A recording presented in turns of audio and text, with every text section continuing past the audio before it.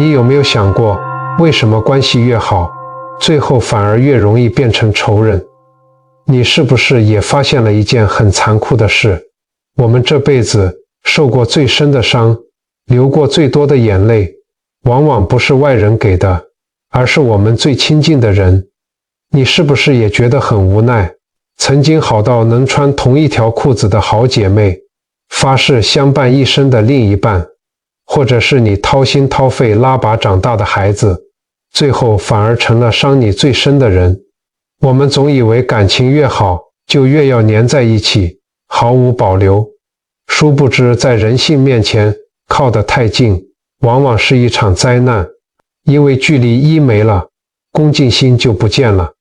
所有的付出最后都变成了理所当然。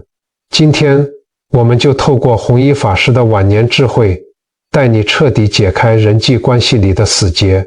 看完这部影片，它不仅能让你远离不必要的恩怨情仇，还能教你在低谷时逆转命运，找回属于你后半生应有的平静与福报。很多人以为感情就是要浓烈，要像蜜一样甜。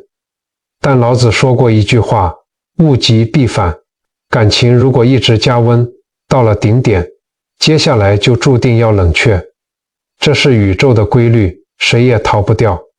弘一法师也常常提醒身边的人，君子之交淡如水。这句话大家从小听到大，但真的听懂了吗？水喝起来没有味道，清若无物，可是你每天都要喝，一辈子都离不开。人跟人之间的感情就是要像水一样轻松自在，不给对方压力，这份关系才能长长久久。如果两个人好得像蜜一样粘在一起，那就注定要经历分离的痛苦。因为我们常常在感情里生出了一种东西，叫做贪心。这份贪心就是我们将来互相怨恨的根源。刚认识的时候，别人只要对你一点点好，你就感激涕零。可是日子久了，关系亲密了，你就会开始要求，你是我老公，你为什么不顺着我？你是我儿子，你怎么不听话？我们是这么好的朋友，你为什么不帮我？你发现了吗？因为我们太好了，所以我们开始无底线地向对方索求，没有了感恩，只剩下理所当然。这就是佛法里讲的贪与执着。没有爱，哪来的恨？因为太亲密，我们失去了最基本的一颗恭敬心。佛经里有一个很有意思的历史公案。当年佛陀在世的时候，身边有很多人追随。佛陀有32相80种好，也就是说，佛陀的庄严和圆满是一般人无法想象的。可是，为什么佛陀身边会出现像提婆达多这样的叛徒呢？提婆达多是佛陀的堂弟，天天跟在佛陀身边，按理说最应该受到感化。你知道原因是什么吗？就是因为太近了。因为太近了，他只看到佛陀每天跟凡人一样，也要吃饭，也要睡觉，甚至也会生病。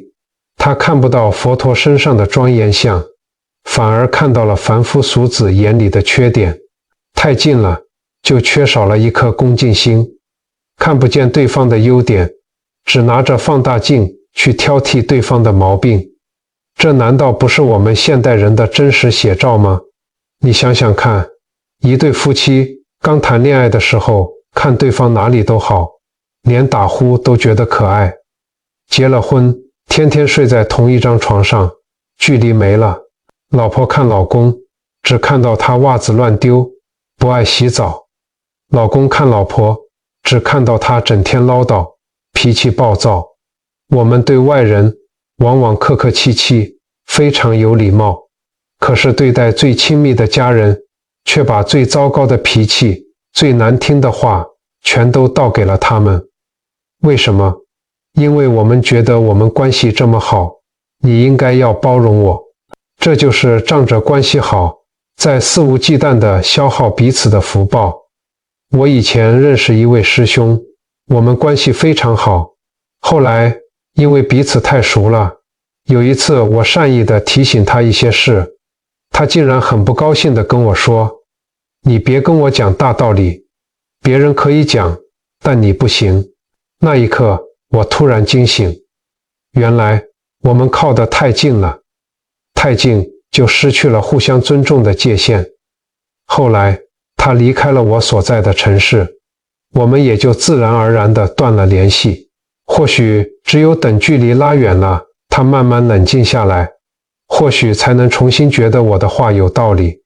传习法师曾经说过一句很通透的话：离我远点，看我的开示就好，只要想着我，别靠近我。这句话听起来好像有点无情，但却是最大的慈悲，因为他知道凡夫俗子都有习气，靠得越近，越容易用世俗的眼光去衡量对方，最后只看到缺点，生起毁谤的心，这不就是在造业吗？人和人的相处真的是一门高深的艺术，也是我们一生都要修行的功课。要想维持一段长久的关系，我们心里必须要有一种无求的状态。什么是无求？就是不要去讨好对方，也不要对对方有过高的期望，不带目的地去付出，关系才会慢慢变好。人与人之间的缘分，说白了就是相欠。每个人来到这个世界上都是带着任务来的，任务完成了，还清了，缘分尽了，人就该走了。所以当别人对我们好的时候，一定要懂得知恩感恩。不懂得感恩，再深的缘分也会被消耗殆尽。如果我们这辈子能保持淡淡的交集，带着一颗感恩和恭敬的心，或许到了下辈子，我们还能结下更美好的善缘。既然我们知道人与人之间靠得太近是一场灾难，那在我们每天真实的生活里，到底该怎么拿捏这个距离呢？生活是一门艺术，而保持距离就是这门艺术的核心。今天我帮大家整理了5个建议，这5点就像是我们人生的5条护城河，守住了，你的日子就会越过越舒坦。大家不妨把这几点放在心里，当做我们日常修行的参考。第1条护城河，夫妻之间要留一点小秘密。很多人觉得结了婚，我们就是一体了，你的就是我的，我的就是你的，这其实是个迷思。夫妻之间的关系当然是最亲密的，但不代表2个人之间不能有各自的空间。尤其是兴趣这件事，千万不要勉强。你看你的8点档、连续剧，他看他的政论节目、体育转播，这有什么不好呢？你不能强迫另一半一定要跟你有一模一样的爱好。最好的夫妻之道是认同彼此的偏好。你有你的朋友圈，他有他的兄弟会，2个人在一起的时候能和睦相处，分开的时候也能各自精彩，给彼此留一口气喘息，这婚姻啊才能走得长远。第2条护城河，和子女之间保持1碗汤的距离。现在社会发展得快，越来越多有智慧的长辈都开始接受跟年轻人分开住的观念，但是分开住不是要你断绝来往，而是要保持一个刚刚好的距离。什么叫刚刚好？就是1碗汤的距离。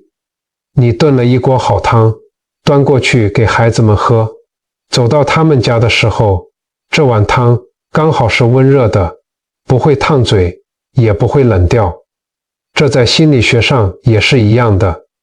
我们对孩子的关心要像这碗汤一样，靠得太近，管得太多，那叫太烫，会把年轻人烫伤，引发婆媳问题、世代矛盾。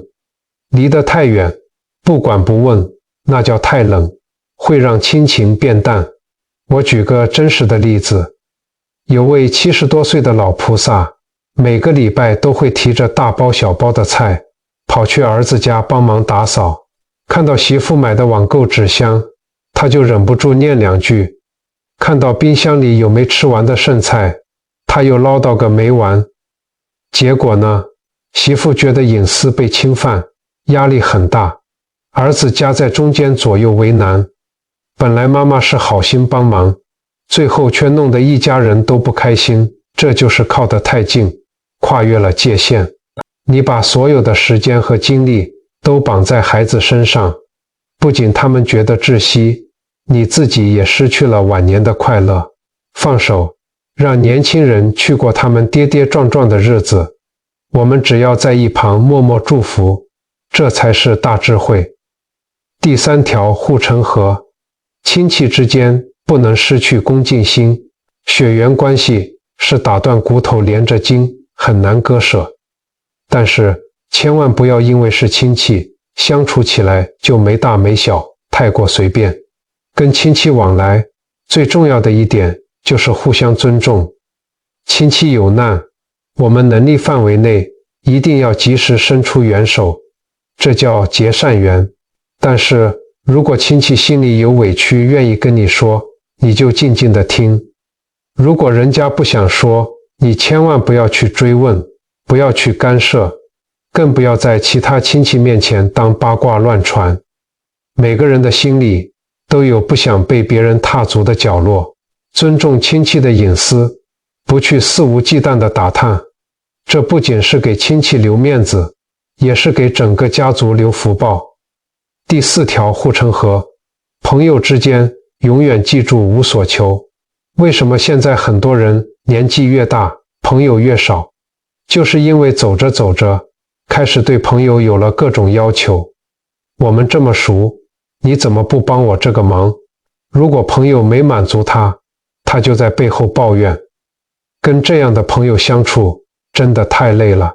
很多时候，我们借钱给朋友去当保人，或者是合伙做生意，甚至是参与跟会，最后连朋友都做不成。为什么？因为一旦牵扯到了利益，那份纯粹的感情就很容易变质。真正的友谊应该是不带功利心的，朋友帮你，那是情分，你要懂得感恩；朋友不帮你，那是本分，千万不能用道德绑架，要求朋友无上限地满足你的需求。你记住，朋友之间关系变坏，10之8九都是因为要求太多。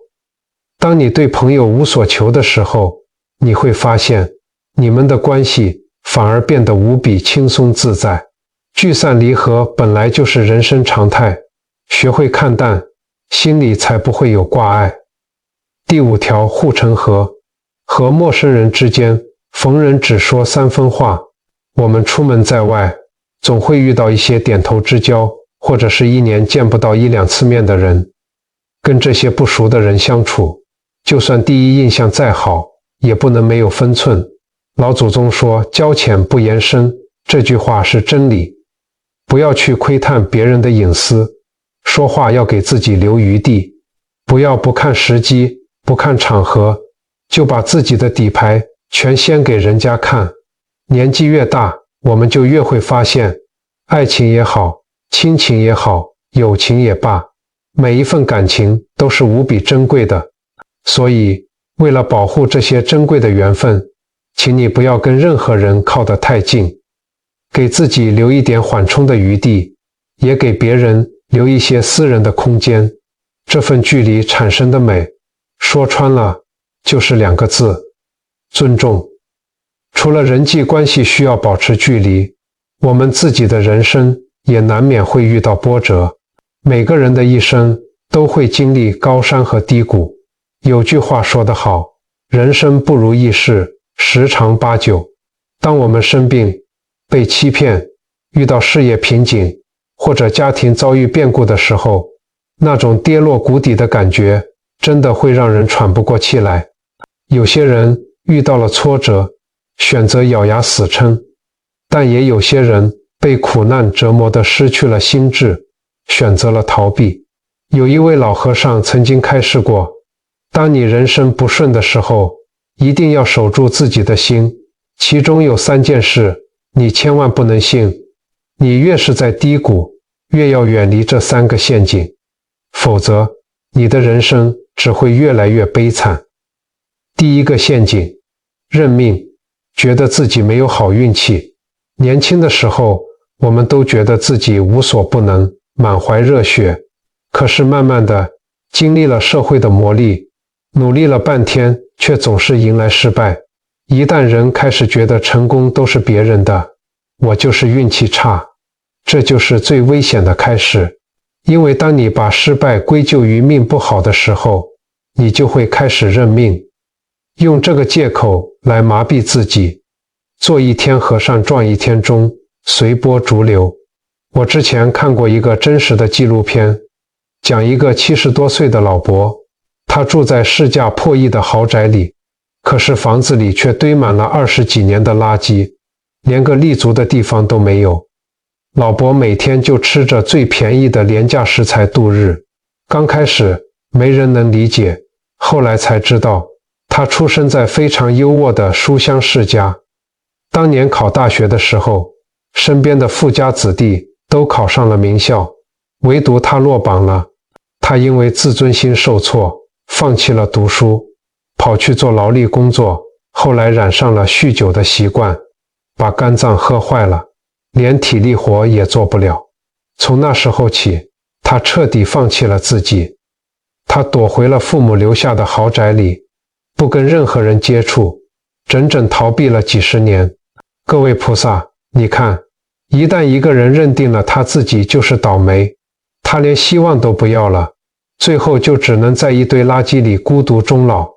没有人的成功是只靠运气的，命运永远掌握在我们自己一次又一次的选择里。第二个陷阱，错信别有用心的安慰。人在最低潮、最倒霉的时候，心灵是最脆弱的。这时候，如果有人稍微对你嘘寒问暖，你是不是很容易就把它当成救命稻草？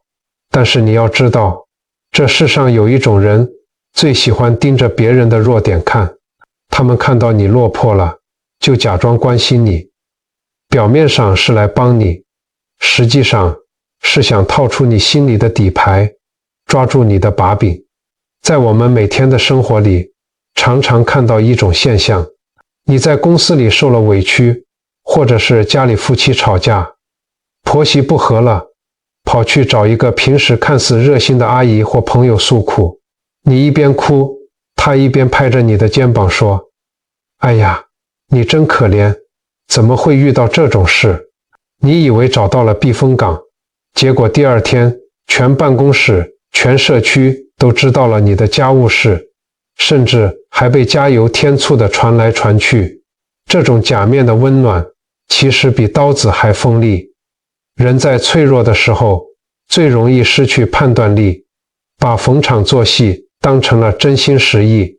如果你轻易相信了这样的人，把心里的委屈全盘托出，他转头就把你的痛处当成笑话讲给别人听。这种二次伤害往往会彻底击垮一个人的防线。所以当你遇到难关，宁可自己去庙里拜拜佛，念念经，把委屈说给佛菩萨听，也不要随便向旁人展露你的伤口。记住一句话，人在低谷，不要去祈求别人的怜悯，求天求地不如求自己。第三个陷阱，幻想不劳而获的捷径。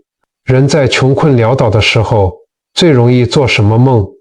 就是期盼天下掉下来的礼物。我们常常会有一种荒唐的想法，我都这么苦了，老天爷是不是该让我中个乐透，让我少奋斗20年？这种想法其实是因为生活压力太大了，大到我们大脑需要靠这种幻想来自我安慰。尤其是现在社会上诈骗那么多，很多长辈一辈子省吃俭用，到了晚年因为生了一场病，或者是孩子买房需要帮忙，心里一着急，就听信了别人说什么高报酬、保证获利的内线投资方案。结果呢，连最后的养老金都被骗得一干二净。佛家常说，天下没有白吃的午餐，那些看似捷径的路，往往都是万丈深渊。李嘉诚曾经告诫过他的儿子，人生没有什么偶然的奇迹，我做生意能成功，靠的就是谨慎2个字。我身边也有个例子，一位朋友的父亲中年失业了，因为没有存款，日子一下子跌落谷底，他心里不平衡，天天抱怨，最后竟然走上了投机取巧的路，去赌博，去买高风险的投资，结果现在负债累累，连累了整个家庭。人在低谷，最忌讳的就是病急乱投医，越是难熬，越要看清现实，抵挡住那些看似美好的诱惑。弘一法师曾经说过一段非常有智慧的话，他说，顺境与逆境在凡夫俗子的眼里是有天壤之别的，但如果你执着于表象，心随之起伏，那么即使是顺境也会变成一场劫难。如果你能放下执念，心不随境转，如不动，那么万事万物都是最好的安排。顺境考验我们的智慧，逆境考验我们的意志。当你觉得生活熬不下去的时候，不妨再坚持一下，守住清明的心，不怨天尤人，不轻信小人，不贪图捷径。新的转机往往就在你撑过去的那一刻悄然而至。我们刚才说了，人在低谷时要避开陷阱。那么，我们要怎么做才能真正触底反弹，迎来好运呢？佛教讲因果，太上感应篇里也有一句非常有名的话，叫做祸福无门，为人自招。意思就是说，一个人的福报和灾祸不是老天爷随便给的，都是我们自己招来的。弘一法师提醒我们，虽然过去造的业已经成为定数，但我们未来的福报却是可以靠自己一点一滴去改变的。如果你觉得最近生活不顺，不妨在生活中多做这3件事，慢慢的，你就会发现命运的齿轮开始为你转动了。第一件事，说话和气，口吐莲花。你身边有没有那种人，脾气很大，动不动就喜欢用难听的话去刺伤别人？只要别人跟他意见不合，他就破口大骂。这种人看似占了上风，其实他的福报就在他这张嘴里被漏光了。唐朝的时候，有一个权倾朝野的太监叫于朝恩，大家都非常怕他。有一次，他去问药山禅师一个佛法问题，药山禅师见他态度傲慢，就故意不理他。于朝恩立刻觉得没面子，恼羞成怒，大声斥责禅师。药山禅师这才微微一笑，说，你连我这点小小的冷落和讽刺都受不了，脾气这么大，还谈什么参禅修道呢？于朝恩听了，羞愧得无地自容。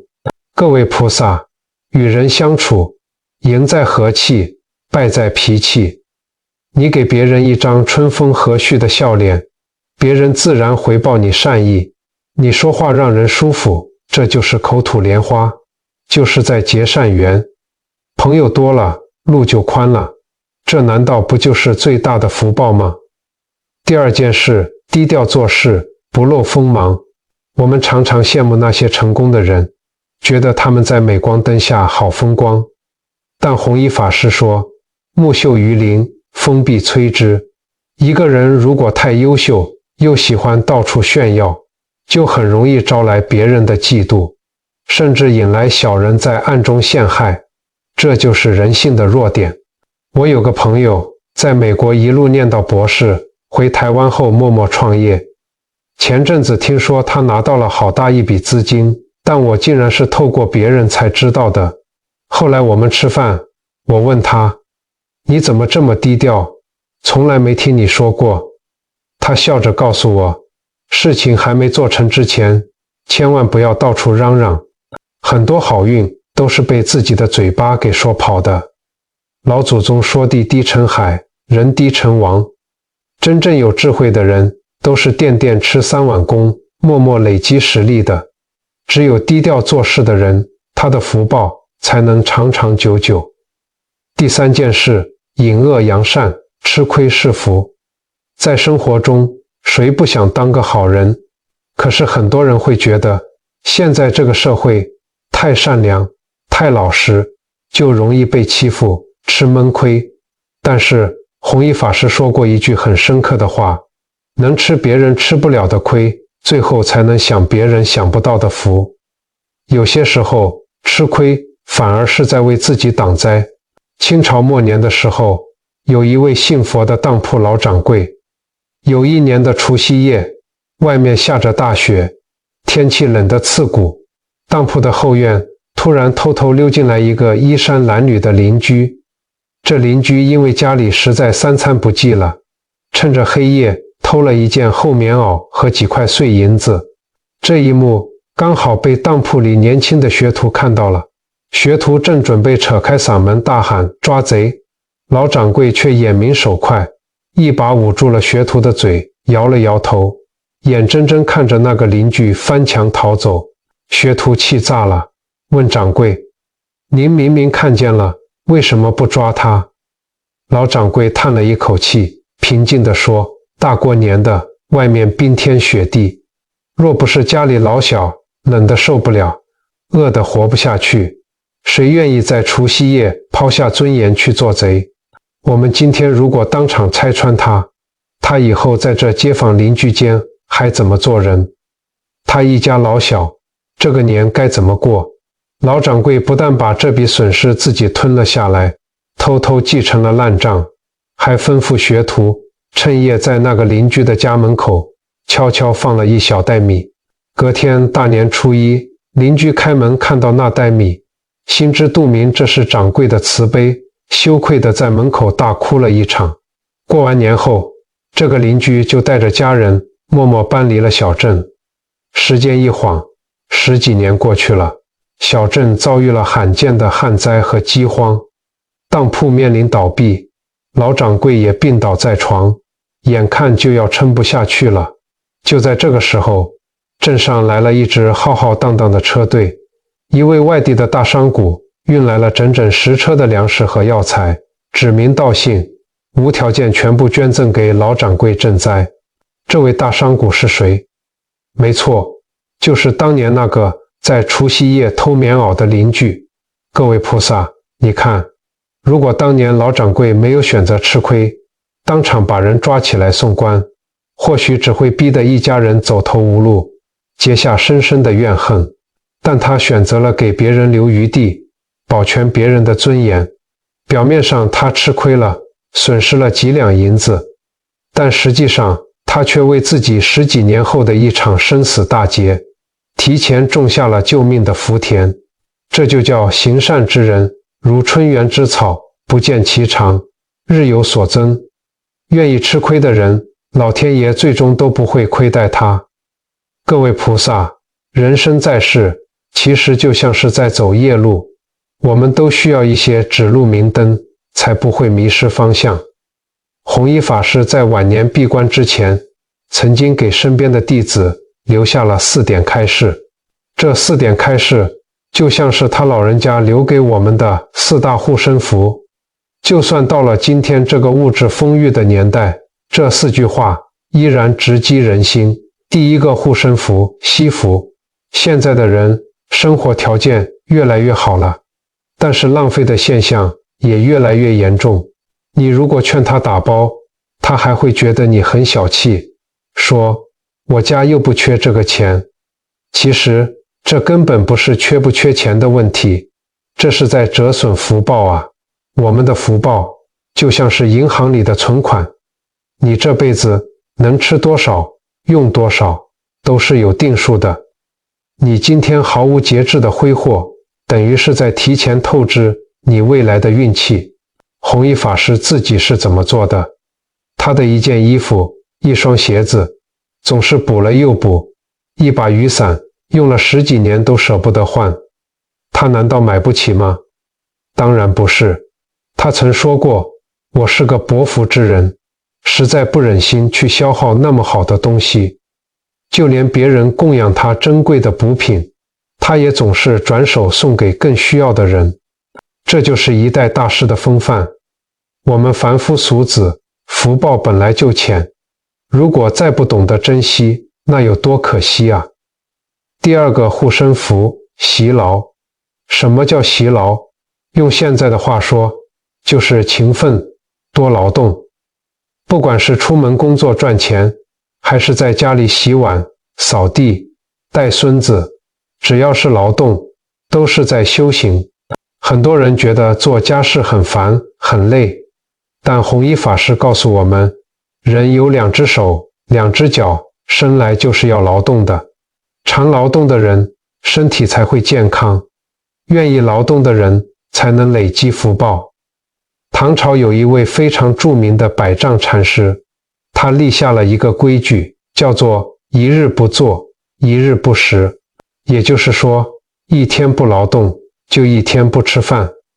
到了他年纪非常大的时候，弟子们心疼他，偷偷把他的农具藏了起来，不让他下田。结果你猜怎么着？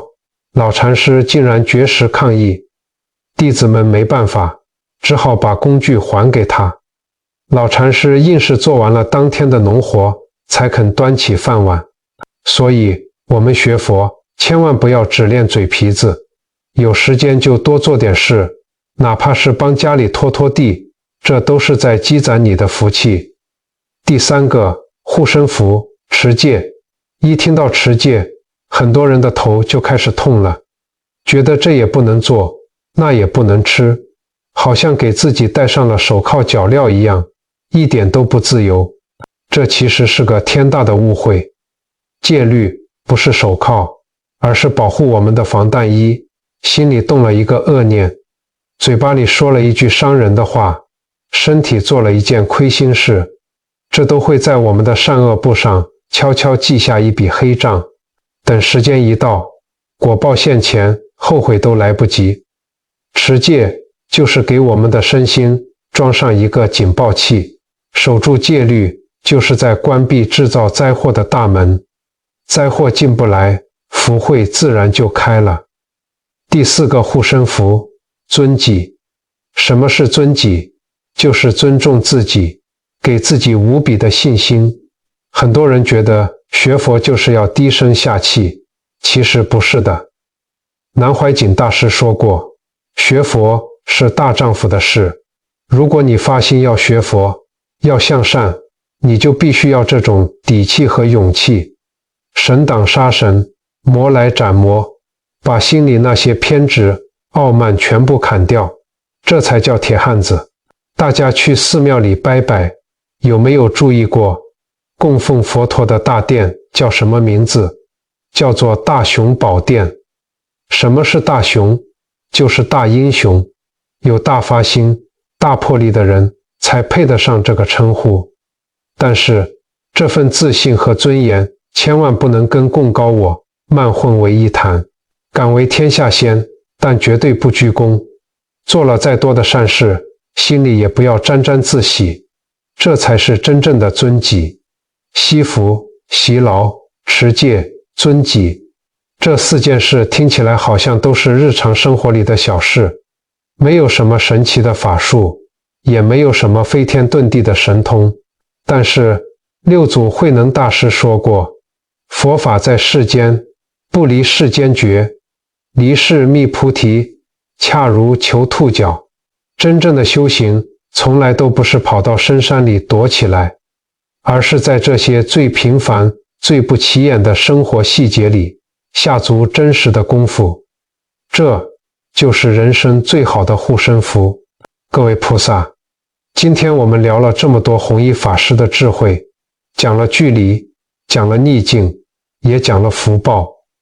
但就像六祖慧能大师说的，佛法在世间，不离世间觉。懂了再多的道理，如果不去生活里实践，那也只是别人的道理。所以在今天的影片结束之前，我想邀请大家跟我一起做3个今天看完马上就能做的微小修行，不用花钱，也不用花太多时间，只要你愿意开始，你的磁场就会慢慢改变。第一个微修行，睡前3分钟的观心清灵。